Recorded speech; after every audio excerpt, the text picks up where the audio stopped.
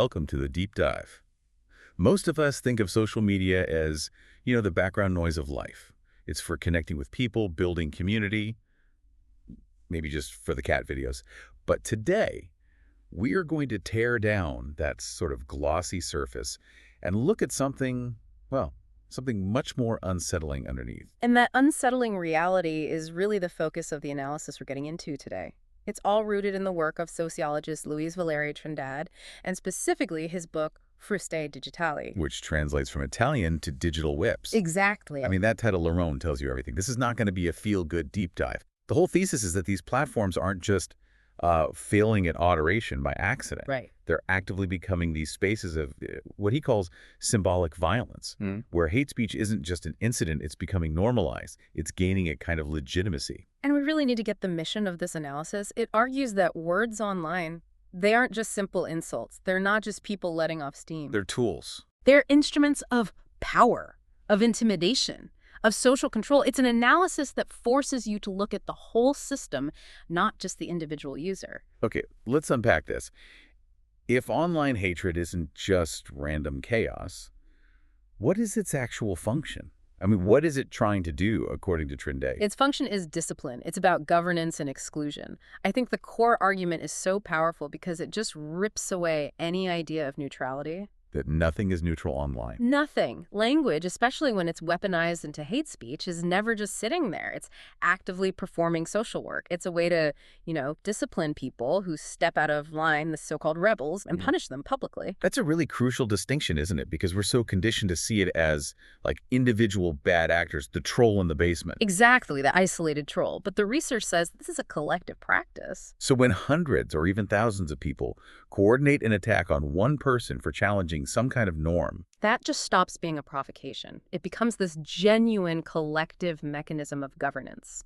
The platform itself becomes the tool that the dominant group uses to set the rules. So the platform isn't just hosting the conversation, it's the device that actively decides who belongs and who gets pushed out. It becomes an educational and punitive machine. I mean, if you speak out, if you challenge a dominant structure, let's say racial privilege, the system responds. It mobilizes this collective hate. And in doing so, it teaches everyone else watching what the social cost of rebellion is. It's all about maintaining order. And this, of course, brings us straight back to the corporations, the ones running the platforms. If this whole system is maintaining a power structure through conflict, where do they fit in? And that is where the analysis gets, frankly, pretty cynical, but also very insightful. The source material argues that these big tech corporations, they aren't just failing to moderate. You're saying they're profiting from it. They are actively profiting from the spread of hate and symbolic violence. But wait, how does that work? How does hate translate directly into profit? That seems like it would be bad for creating a healthy community, which they always say they want. It all comes down to engagement, to dwell time, conflict, and really strong emotional reactions, especially anger, fear.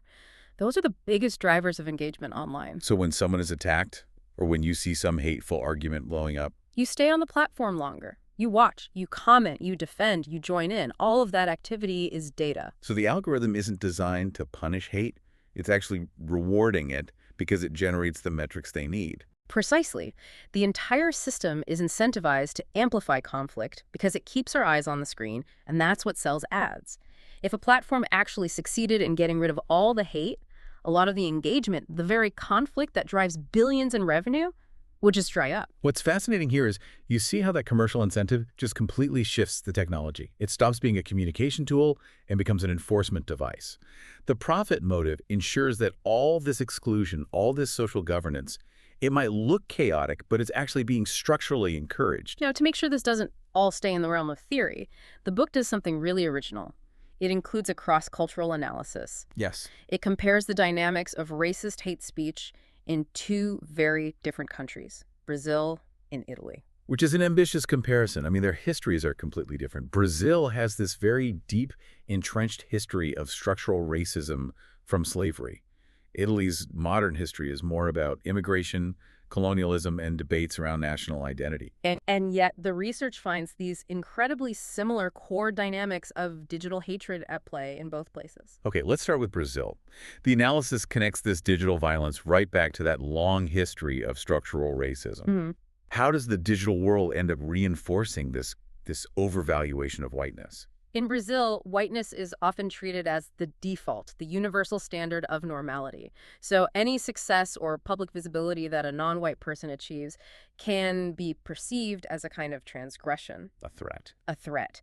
And digital hatred becomes the weapon to push back against that perceived progress. And the research is very specific about who the primary target is in Brazil. It is. The source material really zooms in on Afro-descendant women. They're the main daily targets of this collective digital violence. Whenever they gain visibility in politics, in academia, anywhere, it triggers this enormous backlash. And the hate speech isn't just about insults. No, it's designed to achieve what he calls a complete digital silencing. Can you give us an example of how that works? What does digital silencing actually look like in practice? Of course. The attacks are systemic. They'll go after a woman's professional credibility. They'll use sexualized threats. They'll try to delegitimize her very right to speak in a public forum. So if an Afro-descendant woman earns a high academic position, the digital response is often an organized campaign suggesting she only got it through affirmative action or that her work is somehow inferior. The goal isn't to debate her. It's to make the entire space so toxic. Exactly. So psychologically and professionally costly that she just self-censors, that she retreats, and in that way they turn her voiceless. It's a very clear mechanism for just maintaining the status quo. Now, let's go across the Atlantic to Italy. The historical context is different. Who's the target there, and how does the language of exclusion work? In Italy, the most prevalent racist hate speech is aimed at North African migrants and also, very importantly, at the second generation. So people who were born or raised in Italy who are Italian citizens but are still seen as foreigners. Perpetually seen as foreigners. And the digital language reflects that. It's all about territorial exclusion. The memes, the comments, they all work to normalize this idea that foreigners are temporary or criminal or just incapable of ever being truly Italian. You see things like "go back home." All the time, demanding they return home even if they've never known another home, or framing them as a threat to the national culture. And it seems like, unlike the Brazilian example, which is tied to these deep historical structures, the Italian case is much more directly linked to current politics. It is, absolutely. The analysis shows that this verbal violence isn't happening in a vacuum. It feeds into and is fueled by a much broader political discourse that promotes fear and legitimizes discrimination. Social media becomes the testing ground for this kind of rhetoric. Here's where it gets really interesting, because you have these two totally distinct contexts. One is rooted in centuries of colorism, the other in modern xenophobia, but the result is the same. The target might shift from an Afro-descendant woman to a North African migrant. But the underlying goal, maintaining the dominant group's control and defining who gets to belong, that stays exactly the same. And that takes us to this broader idea of collective stigmatization. Right. This isn't just random insults. It's an organized social practice. That's right. Groups of users unite specifically to stigmatize anyone who doesn't conform to the sort of unwritten rules of the dominant culture online. So if you challenge the status quo on a platform, you're not going to get a debate. You're going to get a punishment. Precisely. The research shows that anyone seen as deviant or rebellious, anyone who challenges the racial hierarchy or the exclusionary idea of citizenship, is subjected to this coordinated campaign of ridicule, humiliation, and attack. The goal is visibility. And to really drive home how severe this is, the author uses this incredibly powerful and honestly agonizing historical analogy. Let's talk about the comparison between social media and the colonial pellerinos.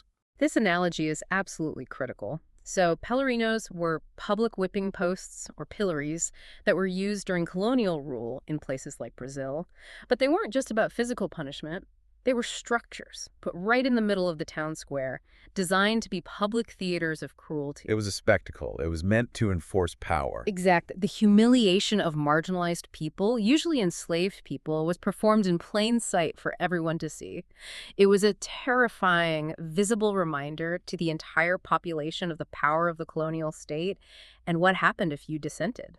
So when Trindade calls social media the new pillarinos, he's saying that these platforms have become our new public squares, places where marginalized groups are subjected to ritual humiliation, not just to punish that one person, but to enforce the hierarchy for everyone watching. That is the core connection. Digital space, with its potential for endless amplification, it perfectly reproduces that function. The punishment of the deviant becomes the content. And because this happens constantly, because it's baked into the algorithms, Yeah. it becomes normalized. It starts to feel natural, just the cost of being online. Instead of what it is, Yeah. a deliberate and potent form of collective oppression that mirrors historical brutality. If we connect this to the bigger picture, what it highlights is how online action takes these painful dynamics from history, the public spectacle, the ritual humiliation, and just cloaks them in a digital form. It makes this modern violence feel almost inevitable, which makes it much, much harder to even recognize, let alone fight. So the analysis in Fruste Digitale isn't just content to describe this awful situation and leave us there. It really is a call to action. It absolutely is. It pivots to the proactive. Trindade is clear that, transforming these platforms is an enormous task, especially when they're incentivized to create conflict. But the goal is necessary to turn social media from tools of exclusion into spaces of emancipation. And he lays out some clear strategies for this, right? Yep. It goes beyond just report the comment. He details three main proposals. First, a radical rethinking of digital education. This isn't just about teaching people to spot scams. It's about teaching critical thinking, how to recognize symbolic violence and understand your own role as a witness to it. So it puts some of the responsibility back on the user's awareness. It does, but with systemic support. The second proposal is developing awareness practices, creating resources that help people recognize when they're part of a pile-on, or part of this collective control, instead of just a harmless debate, making those invisible power dynamics visible again. And the third proposal feels like the most crucial social part, the counterforce. That's it. It's about building communities that are capable of actively resisting the logic of hate. If hate is a collective form of control, then the only real solution is collective resistance. So building digital communities that actually prioritize support and have effective counter-narrative. Instead of just relying on the platforms themselves, which, as we've established, often profit from the very hate they claim to be fighting. It's also important to point out that this book isn't just for academics. Not at all. It's written for scholars, educators, activists, but really it's for anyone, for you, the listener, who uses these digital spaces every day and comes up against this stuff. The goal is practical. It's to give you a framework to understand how power works online now. This has been a really profound deep dive. What Fruste Digitali forces us to see is that the normalization of the symbolic violence, these mechanisms of control, it's not a bug. It's a feature of a profitable digital system, and we can see it playing out in places as different as Brazil and Italy. And the real power of the analysis is that it refuses to accept this as inevitable. It leaves us with this urgent question that Trindade asks, one that really applies to every single one of us who logs on. What future do we want for our digital spaces? Will they stay as these places of exclusion and punishment, these new public pellorinos? Or can they actually become laboratories for social justice and collective emancipation? And that question really changes how you look at every comment thread, every viral outrage. It changes how you think about your own choice to jump in or to stay silent. We encourage you to think about the implications of this digital control the next time you see a conflict unfolding online. Thank you for joining us for this deep dive.